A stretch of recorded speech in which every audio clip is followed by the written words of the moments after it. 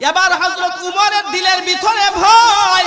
হযরত উমর ভাবতেছেন, আহারে হুযায়ফার কাছে নাম পেশ করা হয়েছে, হুযায়ফার কাছে তালিকা পেশ করা হয়েছে, মুনাফিকের তালিকা রয়েছে, এই তালিকার মধ্যে আমার নাম রয়েছে কি নাম? এটা ভাবতে ভাবতে একদিন হযরত উমর ইবনুল খাত্তাব রাদিয়াল্লাহু তাআলা আনহু রাত্রের গভীরে হুযায়ফার বাসায় গেলেন। হুযায়ফার বাসায় গিয়ে বললেন, এ ভাই হুযায়ফা, রাত্রের গভীরে গিয়ে জিজ্ঞাসা করতেছেন, এ ভাই হুযায়ফা, সত্যি করে বলো তো তোমার কাছে যেই তালিকা দেওয়া হয়েছে, তোমার কাছে মুনাফিকের যেই ফেহরিস্ত তালিকা পেশ করা হয়েছে, এর মধ্যে আমি উমরের নাম আছে কিনা বলো। চিন্তা করছেন, অর্ধ জাহানের খলিফা যিনি, আমিরুল মুমিনিন যিনি, যার ব্যাপারে আল্লাহর নবী বলেছেন, লাউ কানা বাদি নাবিয়্যুন লাকানা উমর, আমার পরে যদি কেউ নবী হতো তাহলে কে নবী হতো? উমর নবী হতো। আমার পরে কেউ নবী হলে উমর নবী হতো। সেই উমর হুযায়ফাতুল ইয়ামানের কাছে রাত্রিবেলা গোপনে গিয়ে বলতেছেন, এ হুযায়ফা, মুনাফিকদের তালিকার মধ্যে কি আমার নাম আছে? আর আপনি আর আমি মসজিদের গাতলায় বসে, মসজিদের বারান্দায় বসে, চার স্টলে বসে, আমার চাইতে খাঁটি মুমিন আর কেউ নাই। আসেন এরকম মানুষ, নিজেকে খাঁটি মুমিন বলে দাবি করে মুনাফিক হয়ে যাওয়ার সংখ্যাও করে না, আশঙ্কাও করে না। অথচ আবু বকর মুনাফিক হয়ে যাওয়ার ভয় করতেন, অথচ হযরত হানজালা মুনাফিক হয়ে যাওয়ার ভয় করতেন, অথচ হযরত উমর ইবনুল খাত্তাব রাদিয়াল্লাহু তাআলা আনহু মুনাফিক হয়ে যাওয়ার ভয় করতেন। এইজন্য দোস্ত, মুনাফিক হয়ে যাওয়ার ভয় করা, খাঁটি মুমিন নিজেকে মনে না করা। মুনাফিক সে নিজেকে খাঁটি মুমিন মনে করে, হ্যাঁ খাঁটি মুমিন যে, সে ভয় করে আমি কখন জানি মুনাফিক হয়ে যায়। হযরত উমর তো হলেন এমন ব্যক্তি যার মতামতের সাথে আল্লাহ পাক রব্বুল আলামিন প্রায় 15টা জায়গাতে কোরআনের আয়াত নাযিল করে দিয়েছেন। 15 জায়গায় একমত পোষণ করেছেন। এর মধ্যে একটা জায়গা হলো নবীজি সাল্লাল্লাহু আলাইহি ওয়াসাল্লামের জামানায় মুনাফিকদের যে সর্দার ছিল, সর্দারের নাম হলো আব্দুল্লাহ ইবনে উবাই ইবনে সালুল। সেই আব্দুল্লাহ ইবনে উবাই ইবনে সালুল যখন ইন্তেকাল করবে, যখন মারা যাবেন, আব্দুল্লাহ ইবনে উবাই ইবনে সালুলের সন্তান আব্দুল্লাহ খাঁটি মুমিন, খাঁটি মুসলমান, খাঁটি সাহাবী, আল্লাহর নবীর কাছে এসে বলতেছেন, ইয়া রাসূলুল্লাহ, ইয়া হাবিবাল্লাহ, হে নবী, আমার আব্বাকে একটু পানি পরে দেন। এই পানি যদি পান করেন, এর বরকতে হয়তো আমার আব্বার ঈমান লাভ হবে, আমার আব্বার মৃত্যু যন্ত্রণাটা লাঘব হবে। আল্লাহর নবী দেরি করলেন না, আল্লাহর নবী পানির মধ্যে ফু দিলেন, পানি নিয়ে গেল। আব্দুল্লাহ গিয়ে বলতেছে, হ্যাঁ আব্বা, এই পানিটা পান করেন। আব্দুল্লাহ ইবনে উবাই ইবনে সালুল কয়, না, আমি মুহাম্মাদের দেওয়া পানি পান করব না। আবার আব্দুল্লাহর সন্তান দৌড়াইয়া আল্লাহর নবীর কাছে আসছে। আল্লাহর নবীর কাছে এসে বললেন, ইয়া রাসূলুল্লাহ, ইয়া হাবিবাল্লাহ, আপনি অনুমতি দেন, আমি আমার বাবার গর্দানটা উড়িয়ে ফেলি। আমার বাবা খাঁটি মুনাফিক হয়ে গেছেন, আমার বাবার গর্দান উড়িয়ে দেই। আল্লাহর নবী বললেন, না, যাও, গিয়ে বাবার সেবা করো, বাবার সাথে ভালো আচরণ করো। এবার সন্তান গিয়ে দেখে বাবা উবাই ইবনে সালুল ইন্তেকাল করেছে, মারা গেছে। এবার সন্তান আব্দুল্লাহ দৌড়ায় গিয়ে আল্লাহর নবীর কাছে বললেন, ইয়া রাসূলুল্লাহ, ইয়া হাবিবাল্লাহ, হে নবী, আমার আব্বা তো মারা গেছে গো নবী, আমার আব্বাকে আপনি কাপড়, আপনার জামা মুবারক দিয়ে দেন, আমার আব্বাকে আপনার জামা দিয়া কাফন দাফন করব। নবী দেরি করলেন না, জামাটা খুলে দিয়ে দিলেন। এই আব্দুল্লাহ ইবনে উবাই ইবনে সালুলকে এই জামা পরানো হলো। এখন প্রশ্ন হলো, নবী এই কাপড় দিলেন কেন? নবী এই কাপড় দিয়েছেন, একটা ঋণ পরিশোধ করেছেন। নবীর আপন চাচা বদর যুদ্ধে বন্দীদের সাথে যখন বন্দী হয়ে আসছেন, তখন নবীর আপন চাচা আব্বাস অনেক মোটা মানুষ ছিলেন, অনেক উঁচা মানুষ ছিলেন, আর আব্দুল্লাহ ইবনে উবাই ইবনে সালুল অনেক লম্বা আকৃতির মানুষ। তার পোশাক ছাড়া নবীর চাচার গায়ে অন্য কারো পোশাক লাগতো না। নবী এই আব্দুল্লাহ ইবনে উবাই ইবনে সালুলের কাছ থেকে পোশাক নিয়ে নবীর চাচাকে দিয়েছিলেন। আজকে নবীর পরম থেকে জামা মুবারক দিয়া ওই ঋণ পরিশোধ করে দিলেন। এবার জানাজার মাঠে উপস্থিত হওয়ার পরে সন্তান বলতেছে, ইয়া রাসূলুল্লাহ, আপনি জানাজার নামাজ পড়ান। নবী সাল্লাল্লাহু আলাইহি ওয়াসাল্লাম জানাজা পড়াবেন। উমর এইভাবে কাপড় টেনে ধরে রাখছেন।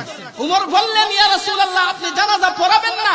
সে খাঁটি মুনাফিক ছিল, তার কি কি অপকর্ম রয়েছে সবগুলো তিনি নাম ধরে ধরে তারিখ উল্লেখ করে বলতেছেন সে অমুক দিন এই কাজ করেছে, বদর যুদ্ধ থেকে উহুদ যুদ্ধ থেকে 300 মানুষ নিয়ে সে ফেরত চলে আসছে। হযরত আম্মা জান আয়েশার ব্যাপারে অপবাদের ঘটনা দিয়েছে, অপবাদ রচিয়ে দিয়েছে। এইজন্য নবী আপনি তার জানাজা পড়তে পারেন না। আল্লাহর নবী তো রাহমাতুল লিল আলামিন। নবী উমরকে বললেন, হে উমর, আমি তার জানাজা পড়াবো। আল্লাহ বলতেছেন ইস্তাগফির লাহুম আও লা তাস্তাগফির লাহুম, যদি আপনি তার জন্য ক্ষমা চান অথবা নাই চান বরাবর আল্লাহ তাদেরকে মুনাফিকদেরকে ক্ষমা করবে না। আপনি 70 বার যদি ক্ষমা চান আল্লাহ ক্ষমা করবে না। নবী উমরকে বলেন, হে উমর, যদি 70 বারের বেশিও আমি আল্লাহর কাছে ক্ষমা চাওয়ার পরে আল্লাহ এদেরকে ক্ষমা করে দেন, আমি তাদের জন্য আল্লাহর কাছে ক্ষমা চাইবো। উমর বললেন, ইয়া রাসূলুল্লাহ, না মুনাফিকের জানাজা আপনি পড়তে পারেন না। নবীজি সাল্লাল্লাহু আলাইহি ওয়াসাল্লাম আব্দুল্লাহ ইবনে উবাই ইবনে সালুলের জানাজা পড়ালেন। জানাজা পড়ানোর পরে আল্লাহ আয়াত নাযিল করলেন, ওয়ালা তুসাল্লি আলা আহাদিন মিনহুম মাতা আবাদা ওয়ালা তাকুম আলা কবরিহিম।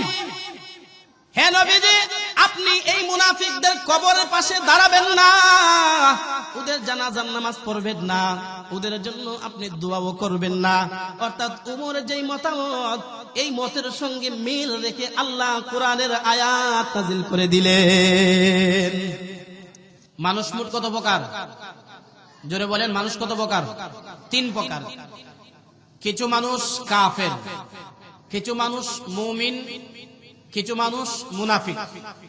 এক শ্রেণীর মানুষ কাফের, আল্লাহকে বিশ্বাস করে না, নবী রাসূলকে বিশ্বাস করে না।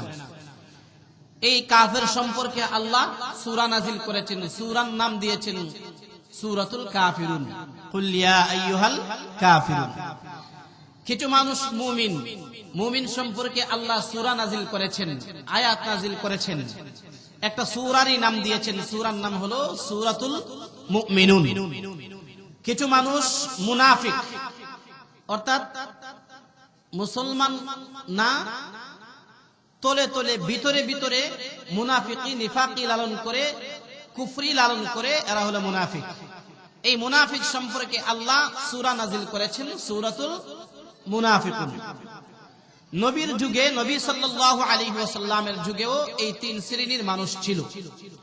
কাফের ছিল, মদিনায় যখন নবী যান সেখানে যাওয়ার পরে এক শ্রেণীর মানুষকে পান যারা নাসারা ইহুদি, এক শ্রেণীর মানুষ পাইলেন যারা মুসলমান সাহাবী, আরেক শ্রেণীর মানুষ নতুন করে আবির্ভাব হলো, জন্ম নিল, তারা মুখে মুখে প্রকাশ করে তারা হলো মুমিন, তারা হলো মুসলমান। আসলে তারা মুমিন না, তারা মুসলমান না। এই একজন নামকে ওয়াস্তে মুসলমান আর একজন খাঁটি মুসলমান, দুইজন ব্যক্তি একটা বস্তু নিয়া, একটা জিনিস নিয়া পরস্পর ঝগড়ায় বিবাদে লিপ্ত হলো। এই জিনিসটা নিয়ে বিবাদে লিপ্ত হওয়ার পরে উভয়জনে এই চূড়ান্তে আসলো, এই সিদ্ধান্তে আসলো, আমরা একজন বিচারকের কাছে যাব, বিচারক যে ফাইসালা আমাদেরকে দিবে সেটাই আমরা মেনে নিব। বিচারক কার কাছে যাবে? কোন বিচারকের কাছে যাবে? যে মুসলমান সে বলে আমরা বিচার সালিসের জন্য ইহুদি পণ্ডিত কাব ইবনে আশরাফের কাছে যাব। এই কথা কে বলে? ইহুদি বলে না মুসলমান বলে? বুঝেন এই কথা? আমার দিকে তাকান। এই কথা কে বলে?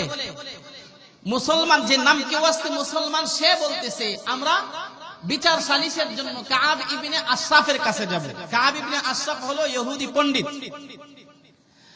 আর যে ইহুদি, সেই ইহুদি বলতেছে বিচারের জন্য আমরা মুহাম্মদুর রাসূলুল্লাহ সাল্লাল্লাহু আলাইহি ওয়াসাল্লামের কাছে যাব। ইহুদি বলতেছে নবীর কাছে আসবে, নাম কেউ আসতে মুসলমান, মুনাফিক বলতেছে কাব ইবনে আশরাফের কাছে যাবে। শেষ পর্যন্ত আল্লাহর নবীর কাছে আসলো। নবী সাল্লাল্লাহু আলাইহি ওয়াসাল্লামের কাছে আসার পরে নবীজি রায় দিলেন, নবীজি ফায়সালা দিলেন ইহুদির পক্ষে। নবী বিষয়টাকে তদন্ত করে ফায়সালা দিলেন ইহুদির পক্ষে। ইহুদির পক্ষে ফায়সালা দেওয়ার পরে নাম কেউ আসছে মুসলমান, মুনাফিক যে, সে এই ফায়সালা মানে না। নবীর দরবার থেকে বের হয়ে সে বলতেছে আমি এই বিষয়টা নিয়ে আবু বকরের কাছে আপিল করব। কার কাছে আপিল করবে? আবু বকরের কাছে আপিল করব। সিদ্দিকে আকবর আবু বকর সিদ্দিক রাদিয়াল্লাহু তাআলা আনহুর কাছে গিয়ে আপিল করল। আবু বকরকে বলল, হে আবু বকর, নবীর কাছে গিয়েছিলাম, নবী এই ফয়সালা দিয়েছেন, নবী এই জিনিসটা ইহুদিকে দিয়েছেন। আবু বকর নরম তবিয়তের মানুষ। আবু বকর বললেন, নবী যেই ফয়সালা দিয়েছে আমার ঠিক একই ফয়সালা, আমার ভিন্ন কোনো ফয়সালা নাই। আবু বকরের দরবার থেকে বের হয়ে মুনাফিক বলতেছে, আমি এই বিষয়টা নিয়ে উমরের দরবারে আপিল করব। কার দরবারে আপিল করবে? উমরের দরবারে আপিল করব। উমরের দরবারে গেল। উমরের দরবারে গিয়ে পুরা ঘটনা একবারে পুরা বিবরণ পেশ করল। পুরা ঘটনা বিবরণ পেশ করার পর এবার ইহুদি বলতেছে উমরকে, হুজুর আমার একটা কথা আছে। কি কথা তোমার? এই বিচার নিয়ে আমরা আপনাদের নবী মুহাম্মদের কাছে গিয়েছিলাম, নবী মুহাম্মদ আমার পক্ষে ফয়সালা দিয়েছেন। আবু বকরের কাছে গিয়েছিলাম, আবু বকর আমার পক্ষে ফয়সালা দিয়েছেন। কিন্তু আপনাদের মুসলমান সে আবার আপনার কাছে আসছে নতুন করে ফয়সালা নেওয়ার জন্য। এখন প্রশ্ন হলো, মুনাফিক উমরের কাছে গেল কেন? উমরের কাছে গেছে ভাবছে উমর তো মুশরিকদের বেলায়, কাফেরদের বেলায় কঠোর, এই জন্য হয়তো ইহুদির পক্ষে রায় না দিয়ে মুনাফিকের পক্ষে, মুসলমানের পক্ষে রায় দিবে, এই জন্য উমরের কাছে গেছে। উমর এই কথা শুনে দেরি করেন নাই। উমর বললেন, আপনারা এখানে একটু বসেন, আমি ভিতর থেকে আসি, ভিতর থেকে এসে আপনাদের ফয়সালা শোনাবো। উমর ভিতরে গিয়ে নাঙ্গা তলোয়ার হাতে নিয়ে এসে বারান্দায় এসে দাঁড়ালেন। দাঁড়িয়ে ওই মুনাফিকের গর্দান মুহূর্তের ভিতরে উড়াইয়া দিলেন।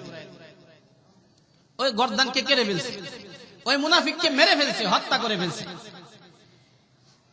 কেন? কারণ যে নবীর দরবারে নবীর সালিশ মানে না, নবীর বিচার মানে না, সে তো মুমিন না, সে মুনাফিক, সে দুনিয়াতে বেঁচে থাকার কোনো অধিকার নাই। এই জন্য ওমর তার শেষ ফয়সালা করে দিয়েছেন, এই জন্য ওমর তার মাথা কেটে ফেলেছেন। এবার ওই মুনাফিকের পরিবারের লোকজন, পরিবারের সদস্যগণ এসে নবীর দরবারে এসে উমরের হত্যার দাবি করল। উমর একজন মানুষকে বিনা অন্যায় মেরেছে, বিনা অন্যায় হত্যা করেছে, এই জন্য উমরকে হত্যা করতে হবে। নবীর দরবারে এসে যখন উমরের হত্যার দাবি করলো, রক্তের বদলা রক্ত, খুনের বদলা খুন, কেউ কাউকে হত্যা করলে হত্যাকারীকে হত্যা করবে। কোরআনুল কারীম আল্লাহ এই বিধান নাযিল করেছেন, কুতিবা আলাইকুমুল কিসাস ফিল হায়াত, তোমাদের জন্য কিসাসের মধ্যে রয়েছে জীবন, তোমাদের জন্য কিসাসের মধ্যে খুনের বদলা খুনের মধ্যে রয়েছে, তোমাদের মধ্যে একটা জীবন রয়েছে, যদি তোমরা এটা বুঝতে। এবার নবী তো টেনশনে পড়লেন, উমর একজন মুনাফিককে হত্যা করেছে, এবার উমরকে হত্যা করতে হবে। এই জন্য আল্লাহ তাআলা আয়াত নাযিল করলেন, সূরা নিসার মধ্যে আল্লাহ আয়াত নাযিল করে বলতেছেন, ফালা ওয়া রাব্বিকা লা ইউমিনুনা হাত্তা ইউহাক্কিমুকা ফীমা শাজারা বাইনাহুম সুম্মা লা ইয়াজিদু ফী আনফুসিহিম হারাজাম মিম্মা কাদাইতা ওয়া ইউসাল্লিমু তাসলিমা। আল্লাহ পাক আয়াত নাযিল করলেন, আয়াত নাযিল করে বললেন, ওগো নবীজি আপনার রবের শপথ, যারা আপনাকে সালিশ মানে না, আপনার ফয়সালা মানে না, আপনার বিচার মানে না, ওরা মুমিন হতে পারে না, ওরা মুনাফিক। সুতরাং মুনাফিককে হত্যা করে উমর বেঠিক কোনো কাজ করে নাই, মুনাফিককে হত্যা করে উমর যথাযথ কাজ করেছে, সঠিক কাজ করেছে। সুবহানাল্লাহ বলবেন না? কার পক্ষে আয়াত নাযিল হয়েছে? উমরের পক্ষে আয়াত নাযিল হয়ে গেছে। এই ঘটনা থেকে বোঝা যায় মুনাফিক হলো যারা নবীকে মানে না কিন্তু মুসলমানের পরিচয় দেয়, মুসলমানের পরিচয় দেয়। আমরা দেশে কিছু সুশীল সমাজদারী মানুষ আছে, ওরা নিজেদেরকে সুশিক্ষিত বলে দাবি করে, ওরা ঘুরায় পেছায়া নবীকে অথবা কোরআনের কোন অংশকে অথবা শরীয়তকে তারা অস্বীকার করে।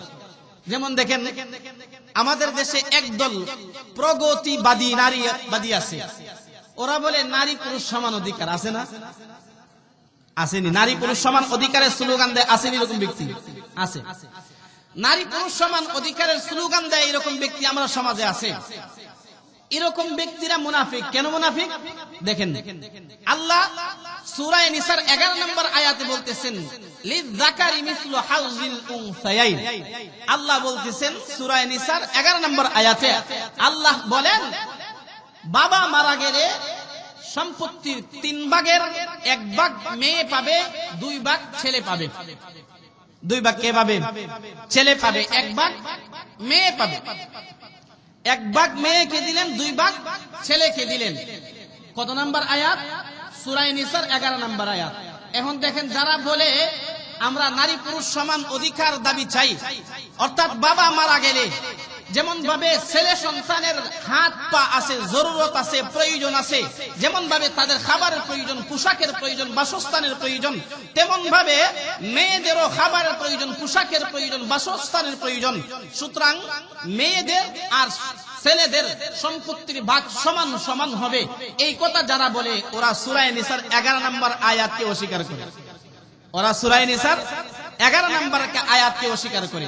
সুতরাং এই দেশে যারা এই নারী পুরুষ সমান অধিকার নামে স্লোগান দেয়, ওরা বর্তমান বিশ্বে ওরা খাঁটি মুনাফিক, এর মধ্যে কোনো সন্দেহ নেই। কথা বলেন ঠিক না ঠিক? আবার আমাদের দেশে কিছু মানুষ আছে, ওরা বলে আমরা শরিয়া আইনে বিশ্বাস করি না। আছে না কিছু মানুষ? আচ্ছা, যারা শরিয়া আইনে বিশ্বাস করে না বলে ওরা ঈমান আছে, ওরাও মুনাফিক। যারা বলে আমরা শরিয়া আইনে বিশ্বাস করি না, ওরাও মুনাফিক। ওরা মুসলমান থাকতে পারে না, ঈমান নবায়ন করতে হবে, নতুন করে কালিমা পড়ে মুসলমান হওয়া লাগবে। কথা বলেন ঠিক না ঠিক?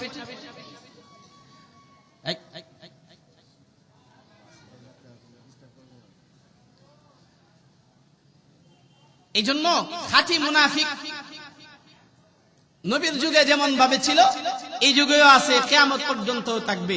খাঁটি মুনাফিকের পরিচয় কোনো না কোনো ভাবে, সে তো প্রকাশ্যে বলে না আমি হলাম কাফের।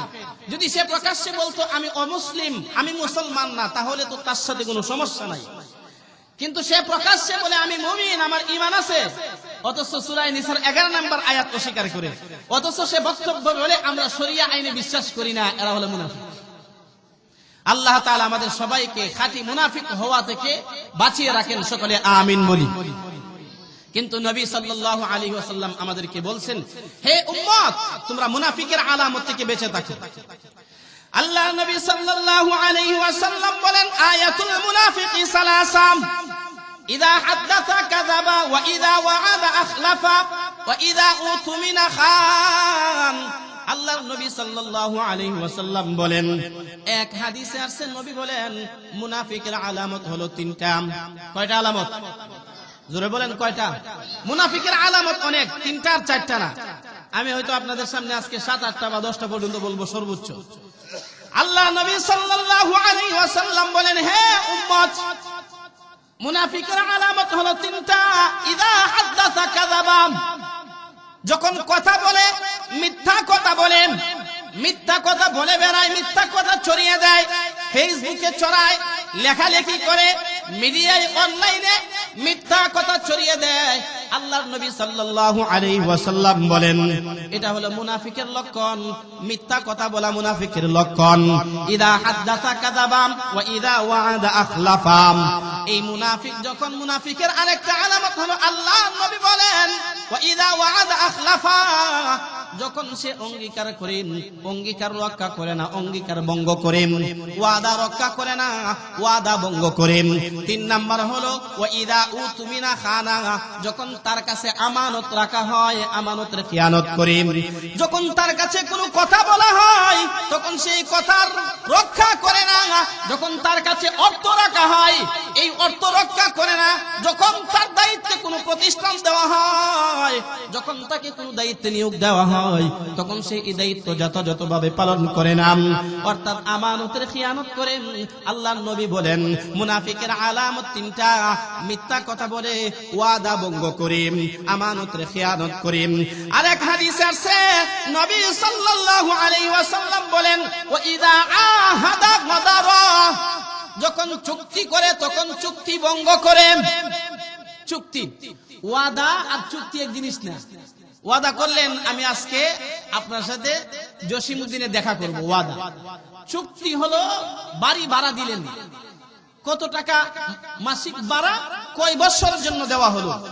দোকান ভাড়া দিলেন, চুক্তিতে আবদ্ধ হলেন, এইভাবে ভাড়া দিতে হবে, এইভাবে আমি নিব, এত বছরের জন্য এইভাবে চুক্তিতে দিলাম। তো ইদা আহাদা গদারা, যখন চুক্তি করে তখন সে চুক্তি ভঙ্গ করে। 4 নাম্বার মুনাফিকের আলামত, চুক্তি করলে চুক্তি ভঙ্গ করে। 5 নাম্বার মুনাফিকের আলামত হলো ওয়াইদা খাসামা ফাজারা, যখন সে ঝগড়া করে। মানুষ বলতেই দুনিয়াতে চলতে গিয়ে কারো না কারোর সাথে মাঝে মধ্যে কখনো বাক বিতণ্ডায় লিপ্ত হওয়া লাগে। কিছু মানুষ আছে বাক বিতণ্ডায় লিপ্ত হলে, ঝগড়া বিবাদে লিপ্ত হলে গালাগালি করে, মাকে গালাগালি করে, বাবাকে গালাগালি করে। আসেনি আমরা সমাজে কিছু মানুষ এরকম গালাগালি করে। এই গালাগালি করা এটা মুনাফিকের লক্ষণ, মুনাফিকের আলামত। কয়টা গেল? 5টা। মিথ্যা কথা বলা, ওয়াদার খেলাফ করা, আমানতের খেয়ানত করা, চুক্তি ভঙ্গ করা। 5 নাম্বার হলো গালাগালি করা। 6 নাম্বার মাসালুল মুনাফিকি কামাসালিশ শাতিল আইরাতি বাইনাল গানামাইন তাইরু ইলা হাদিহি মাররাতান ওয়া তাইরু ইলা হাদিহি মাররাতান। 6 নাম্বার মুনাফিকের দৃষ্টান্ত হলো সে 2 চেহারা বিশিষ্ট, আপনার কাছেও আছে আমার কাছেও আছে। অমুকের কাছে গিয়ে বলবে আমি আপনার সাথে আছি, আবার আপনার শত্রুর কাছে গিয়ে বলবে আমি আপনার সাথে আছি। মাসালুল মুনাফিক কামাসালিশ শাতিল আইরাতি বাইনাল গানামাইন, কিছু বকরি আছে, 2টা পাল যদি থাকে ওই বকরিটা ওই পালের মধ্যেও যা ওই পালের মধ্যেও আসে। কিছু মানুষ আছে, ওই মানুষ সব জায়গায় আছে, এখানেও আছে সেখানেও আছে, খাঁটি মুসলমানের সাথেও আছে, আবার মুশরিকদের সাথেও আছে। মসজিদে আইসা বলে আমরা আপনাদের সাথে আছি, আমি মুসলমান, আবার মন্দিরে গিয়ে এইভাবে পূজা করে। আসেনি কিছু মানুষ মন্দিরে গিয়ে এইভাবে পূজা করে, ভক্তি করে, শ্রদ্ধা করে। হ্যাঁ, আপনি দায়িত্বশীল যেতে পারেন, কিন্তু আপনি গিয়ে পূজা করার কারণে, এভাবে আপনার অর্চনা করার কারণে আপনার ঈমান নষ্ট হয়ে গেছে। আপনাকে ঈমান আবার দোহরাইতে হবে, আবার কালিমা পড়ে নতুন করে মুসলমান হওয়া লাগবে। আমরা সমাজে কিছু মানুষ এরকম আছে, মসজিদে এসে বলে আমি আপনাদের সাথে আছি, আমি মুসলমান, আবার মন্দিরে গিয়ে বলে আপনাদের সাথে আছি, আমি মূর্তি পূজার সাথে অংশগ্রহণ করলাম, আইসা শুকরিয়া আদায় করে। আসেনি কিছু মানুষ এরকম?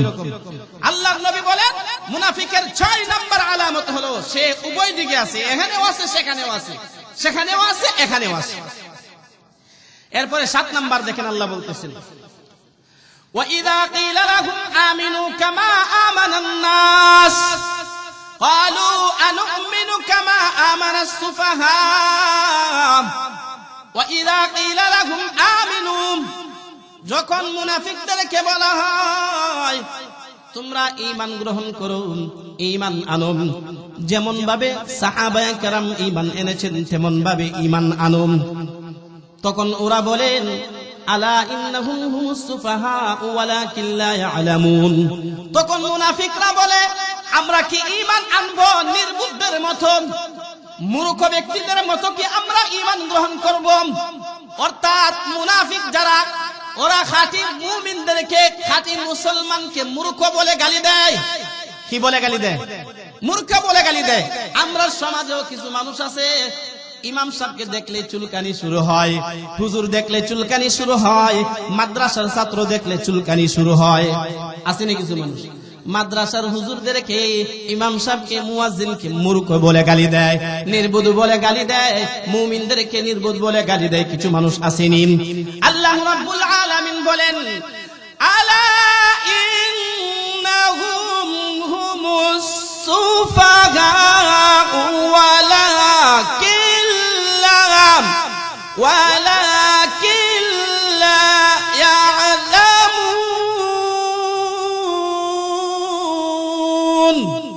আল্লাহ পাক রব্বুল আলামিন বলেন তারা নির্বোধ, তারা অন্যকে বোকা বলে গালি দিচ্ছে, অন্যকে নির্বোধ বলে গালি দিচ্ছে, অথচ তারাই নির্বোধ, তারাই মূর্খ, এই কথাটা তারা জানে। তাহলে মুনাফিকের আরেকটা আলামত হলো সে অন্যকে নির্বোধ বলে, মূর্খ বলে গালি দেয়। আরেক আয়াত আল্লাহ বলতেছে وَإِذَا لَقُوا الَّذِينَ آمَنُوا قَالُوا آمَنَّا وَإِذَا خَلَوْا إِلَى شَيَاطِينِهِمْ قَالُوا إِنَّا مَعَكُمْ إِنَّمَا نَحْنُ مُسْتَهْزِئُونَ। আল্লাহ বলেন মুনাফিকের আরেকটা আলামত হলো মুনাফিক মুমিনদেরকে নিয়া মুনাফিক মুমিনকে নিয়ে উপহাস করে ঠাট্টা করে বিদ্রূপ করেন মুমিনকে নিয়ে উপহাস করে মুমিনকে নিয়ে ঠাট্টা করে কিছু মানুষ আছে দেখবেন হুজুর মানুষ নিয়ে এত অ্যালার্জি হুজুরদেরকে নিয়ে এত মাথা ব্যথা তার হুজুর যদি জোরে হাঁটে তো হুজুর জোরে হাঁটতেছে আজকে হুজুরের মনে হয় দাওয়াত একটা বেশি আছে কি হয় হুজুরের মনে হয় দাওয়াত একটা বেশি আছে আর যদি আস্তে হাঁটে তো হুজুর খুব আস্তে আস্তে হাঁটতেছে মনে হয় বেশি খাইছে আজকে একটু এই জন্য হাঁটতে পারতেছে না আসেনি কিছু মানুষ এরকম অর্থাৎ তার কাছে হুজুর আগে গেলেও সমস্যা পরে গেলেও সমস্যা আস্তে হাঁটলেও সমস্যা জোরে হাঁটলেও সমস্যা তো যারা মুমিনদেরকে নিয়ে যারা আলেম উলামাদেরকে নিয়ে ইমাম খতিবদেরকে নিয়ে মাদ্রাসার ছাত্রকে নিয়ে মাদ্রাসার শিক্ষককে নিয়ে উপহাস করে ঠাট্টা করে বিদ্রূপ করে ওরাও হলো মুনাফিক এদের মধ্যে মুনাফিকের আলামত রয়েছে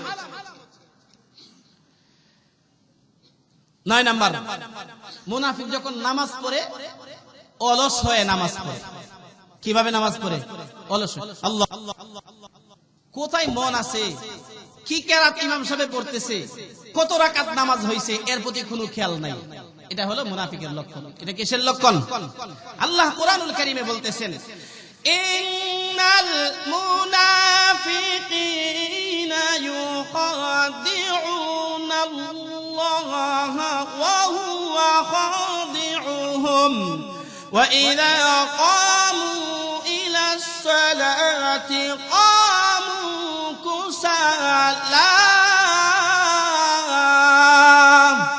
আল্লাহ বলতেছেন মুনাফিকরা যখন নামাজ পড়ে তখন নামাজে অলস হয়ে দাঁড়ায় অলসতার সাথে নামাজ পড়ে অলস হয়ে নামাজে দাঁড়ায় মুনাফিকের আরেকটা আলামত 9টা বললাম 10 নাম্বার মুনাফিকের আরেকটা আলামত হলো এশারের নামাজ আর ফজরের নামাজ সে পড়তে পারে না এশারের নামাজ আর ফজরের নামাজ তার জন্য অনেক অনেক কঠিন আল্লাহর নবী হাদিসে বলেন ইন্না আসকালা সালাতিন আলাল মুনাফিকিন মুনাফিকের উপরে নিশ্চয় নিশ্চয় দুইটা নামাজ ভারী একটা হলো সালাতুল ফজরি আর একটা হলো সালাতুল ইশাই ফজরের নামাজ হলো মুনাফিকের উপরে ভারী ফজরের নামাজ সে পড়তে পারে না ও সালাতুল ইশাই এশারের নামাজও সে পড়তে পারে এই দুই ওয়াক্তে নামাজ সে আদায় করতে পারে না দুই ওয়াক্তের নামাজ সে পড়তে পারে না এই জন্য যুবক ভাই মুরব্বী বাবারা চিন্তা করা দরকার ফজরের নামাজে আমি ঘুমায় রইলাম পড়লাম না আসলাম না নামাজ আদায় করলাম না আল্লাহ না করুক আল্লাহ না করুক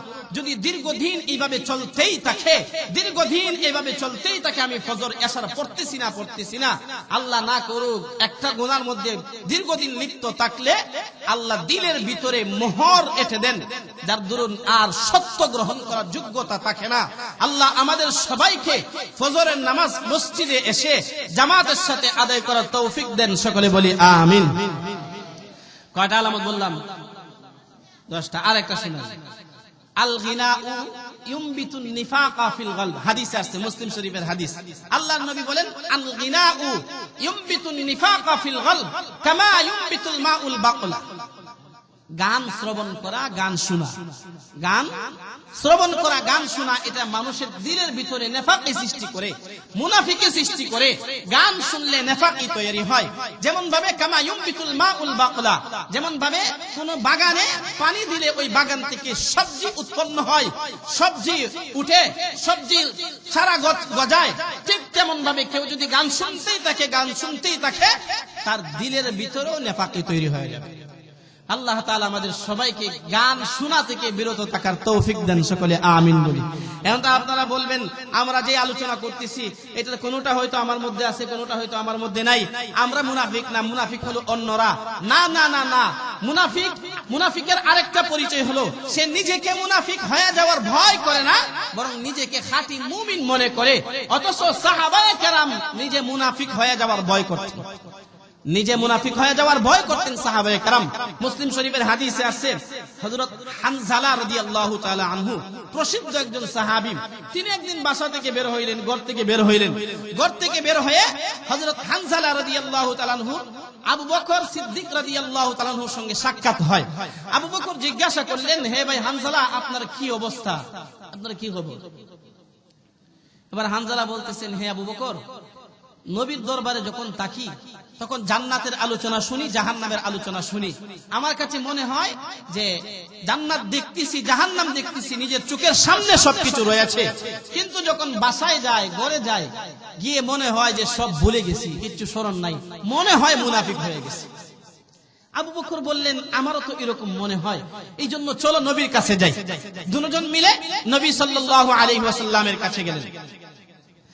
আল্লাহর নবী সাল্লাল্লাহু আলাইহি ওয়াসাল্লামের কাছে যাওয়ার পরে হানজালা রাদিয়াল্লাহু তাআলা আনহু গিয়ে বললেন, ইয়া রাসূলুল্লাহ, ইয়া হাবিবাল্লাহ, হে নবী, নাফাকা হানজালা, হানজালা মুনাফিক হয়ে গেছেন, হানজালা মুনাফিক হয়ে গেছেন। আল্লাহর নবী বললেন, এ হানজালা, তুমি এই কথা কেন বলতেছো, কি জন্য বলতেছো? হানজালা বললেন, ইয়া রাসূলুল্লাহ, ইয়া হাবিবাল্লাহ, যখন আপনার দরবারে থাকি আপনি জান্নাতের কথা বলেন, জাহান্নামের কথা বলেন, মনে হয় জান্নাত দেখতেছি, জাহান্নাম দেখতেছি, কিন্তু যখন আপনার দরবার থেকে উঠে যাই গো নবী, বাসায় যাই, বাড়িতে যাই, যখন দুনিয়ার কাজ নিয়ে ব্যস্ত হয়ে পড়ি, তখন আমার কাছে মনে হয় সবকিছু ভুলে গেছি, তখন মনে হয় ঈমান দুর্বল হয়ে গেছে। আল্লাহর নবী বললেন, এ হানজালা, এটা মুনাফিক হয়ে যাওয়া নয়, এটা পরিবেশের তারতম্যের কারণে হয়। আমি নবীর দরবারে থাকার কারণে, আমি নবীর দরবারে অবস্থান করার কারণে তোমাদের ঈমানের যে অবস্থা তৈরি হয়, এ হানজালা, বাসায় গিয়েও যদি ঈমানের এই অবস্থা থাকতো, তাহলে তোমাদের বাসায়, তোমাদের বিছানায়, তোমাদের রাস্তাঘাটে, হাটে বাজারে যদি ঈমানের এই অবস্থা থাকতো, আল্লাহর নবী বলেন, ইয়া হানজালা, তাহলে ফেরেশতারা তোমাদের সাথে এসে মুসাফা করতো। নবীজি সাল্লাল্লাহু আলাইহি ওয়াসাল্লামের দরবারে হানজালা বললেন, ইয়া রাসূলুল্লাহ, ভয় হয়, মুনাফিক হয়ে গেছে। আবু বকর বললেন, ভয় হয়, মুনাফিক হয়ে গেছি। দেখেন, আল্লাহর নবীজি যখন ইন্তেকাল করবেন, ইন্তেকালের আগ মুহূর্তে নবীজির একজন সাহাবী হুযায়ফাতুল ইয়ামান রাদিয়াল্লাহু তাআলা আনহুকে ডাকলেন। হুযায়ফাকে সিররুন নবী বলা হয়, সিররুন নবী সাল্লাল্লাহু আলাইহি ওয়াসাল্লাম বলা হয়। আল্লাহর নবীর গোপন বেদ জানতেন, নবীর গোপন রহস্য সম্পর্কে তিনি অবগত ছিলেন। হুযায়ফাতুল ইয়ামানকে আল্লাহর নবী ডাক দিয়া বললেন, ইয়া হুযায়ফা, এ হুযায়ফা, এদিকে আসো, আমি তোমার কাছে লিস্ট পেশ করলাম, তালিকা পেশ করলাম। ওরা হলো মুনাফিক, ওরা মসজিদে নববীতে নামাজ আদায় করে, ওরা মক্কায় গিয়ে হজ করে, উমরা করে, ওরা মুসলমানদের সাথে দান খয়রাত করে, ওরা যাকাত দেয়, ওরা দান সদকাও করে, ওরা যুদ্ধের ময়দানে, জিহাদের ময়দানে অংশগ্রহণ করে, কিন্তু ওরা হলো মুনাফিক। আমি একটা লিস্ট পেশ করলাম। হযরত হুযায়ফা রাদিয়াল্লাহু তাআলা আনহুর কাছে আল্লাহর নবী তালিকা দিয়ে গেলেন, কারা কারা খাঁটি মুনাফিক। এবার হযরত উমরের দিলের ভিতরে ভয়। হযরত উমর ভাবতেছেন, আহারে, হুযায়ফার কাছে নাম পেশ করা হয়েছে, হুযায়ফার কাছে তালিকা পেশ করা হয়েছে, মুনাফিকের তালিকা রয়েছে, এই তালিকার মধ্যে আমার নাম রয়েছে কি নাম? এটা ভাবতে ভাবতে একদিন হযরত উমর ইবনুল খাত্তাব রাদিয়াল্লাহু তাআলা আনহু রাত্রের গভীরে হুযায়ফার বাসায় গেলেন। হুযায়ফার বাসায় গিয়ে বললেন, এ ভাই হুযায়ফা, রাত্রের গভীরে গিয়ে জিজ্ঞাসা করতেছেন, এ ভাই হুযায়ফা, সত্যি করে বলো তো, তোমার কাছে যেই তালিকা দেওয়া হয়েছে, তোমার কাছে মুনাফিকের যেই ফেহরিস্ত তালিকা পেশ করা হয়েছে, এর মধ্যে আমি উমরের নাম আছে কিনা বলো। চিন্তা করছেন, অর্ধ জাহানের খলিফা যিনি, আমিরুল মুমিনিন যিনি, যার ব্যাপারে আল্লাহর নবী বলেছেন, লাউ কানা বা'দি নাবিয়্যুন লাকানা উমর, আমার পরে যদি কেউ নবী হতো তাহলে কে নবী হতো? উমর নবী হতো। আমার পরে কেউ নবী হলে উমর নবী হতো। সেই উমর হুযায়ফাতুল ইয়ামানের কাছে রাত্রিবেলা গোপনে গিয়ে বলতেছেন, এ হুযায়ফা, মুনাফিকদের তালিকার মধ্যে কি আমার নাম আছে? আর আপনি আর আমি মসজিদের গাতলায় বসে, মসজিদের বারান্দায় বসে, চার স্টলে বসে, আমার চাইতে খাঁটি মুমিন আর কেউ নাই। আসেন এরকম মানুষ, নিজেকে খাঁটি মুমিন বলে দাবি করে মুনাফিক হয়ে যাওয়ার সংখ্যাও করে না, আশঙ্কাও করে না। অথচ আবু বকর মুনাফিক হয়ে যাওয়ার ভয় করতেন, অথচ হযরত হানজালা মুনাফিক হয়ে যাওয়ার ভয় করতেন, অথচ হযরত উমর ইবনুল খাত্তাব রাদিয়াল্লাহু তাআলা আনহু মুনাফিক হয়ে যাওয়ার ভয়। এই জন্য দোস্ত, মুনাফিক হয়ে যাওয়ার ভয় করা খাঁটি মুমিন নিজেকে মনে না করা, মুনাফিক সে নিজেকে খাঁটি মুমিন মনে করে, হ্যাঁ খাঁটি মুমিন যে সে ভয় করে আমি কখন জানি মুনাফিক হয়ে যায়। হযরত উমর তো হলেন এমন ব্যক্তি যার মতামতের সাথে আল্লাহ পাক রব্বুল আলামিন প্রায় 15টা জায়গাতে কোরআনের আয়াত নাযিল করে দিয়েছেন। 15 জায়গায় একমত পোষণ করেছেন। এর মধ্যে একটা জায়গা হলো নবীজি সাল্লাল্লাহু আলাইহি ওয়াসাল্লামের জামানায় মুনাফিকদের যে সর্দার ছিল, সর্দারের নাম হলো আব্দুল্লাহ ইবনে উবাই ইবনে সালুল। সেই আব্দুল্লাহ ইবনে উবাই ইবনে সালুল যখন ইন্তেকাল করবে, যখন মারা যাবে, আব্দুল্লাহ ইবনে উবাই ইবনে সালুলের সন্তান আব্দুল্লাহ খাঁটি মুমিন, খাঁটি মুসলমান, খাঁটি সাহাবী আল্লাহর নবীর কাছে এসে বলতেছেন, ইয়া রাসূলুল্লাহ, ইয়া হাবিবাল্লাহ, হে নবী, আমার আব্বাকে একটু পানি পরে দেন। এই পানি যদি পান করেন এর বরকতে হয়তো আমার আব্বার ঈমান লাভ হবে, আমার আব্বার মৃত্যু যন্ত্রণাটা লাঘব হবে। আল্লাহর নবী দেরি করলেন না, আল্লাহর নবী পানির মধ্যে ফু দিলেন, পানি নিয়ে গেল। আব্দুল্লাহ গিয়ে বলতেছে, হ্যাঁ আব্বা, এই পানিটা পান করেন। আব্দুল্লাহ ইবনে উবাই ইবনে সালুল কয়, না, আমি মুহাম্মাদের দেওয়া পানি পান করব না। আবার আব্দুল্লাহ সন্তান দৌড়াইয়া আল্লাহর নবীর কাছে আসছে। আল্লাহর নবীর কাছে এসে বললেন, ইয়া রাসূলুল্লাহ, ইয়া হাবিবাল্লাহ, আপনি অনুমতি দেন আমি আমার বাবার গর্দানটা উড়িয়ে ফেলি। আমার বাবা খাঁটি মুনাফিক হয়ে গেছেন, আমার বাবার গর্দান উড়িয়ে দেই। আল্লাহর নবী বললেন, না, যাও গিয়ে বাবার সেবা করো, বাবার সাথে ভালো আচরণ করো। এবার সন্তান গিয়ে দেখে বাবা উবাই ইবনে সালুল ইন্তেকাল করেছে, মারা গেছে। এবার সন্তান আব্দুল্লাহ দৌড়ে গিয়ে আল্লাহর নবীর কাছে বললেন, ইয়া রাসূলুল্লাহ, ইয়া হাবিবাল্লাহ, হে নবী, আমার আব্বা তো মারা গেছে গো নবী, আমার আব্বাকে আপনি কাপড়, আপনার জামা মুবারক দিয়ে দেন, আমার আব্বাকে আপনার জামা দিয়া কাফন দাফন করব। নবী দেরি করলেন না, জামাটা খুলে দিয়ে দিলেন। এই আব্দুল্লাহ ইবনে উবাই ইবনে সালুলকে এই জামা পরানো হলো। এখন প্রশ্ন হলো, নবী এই কাপড় দিলেন কেন? নবী এই কাপড় দিয়েছেন, একটা ঋণ পরিশোধ করেছেন। নবীর আপন চাচা বদর যুদ্ধে বন্দীদের সাথে যখন বন্দী হয়ে আসছেন, তখন নবীর আপন চাচা আব্বাস অনেক মোটা মানুষ ছিলেন, অনেক উঁচা মানুষ ছিলেন, আর আব্দুল্লাহ ইবনে উবাই ইবনে সালুল অনেক লম্বা আকৃতির মানুষ। তার পোশাক ছাড়া নবীর চাচার গায়ে অন্য কারো পোশাক লাগতো না।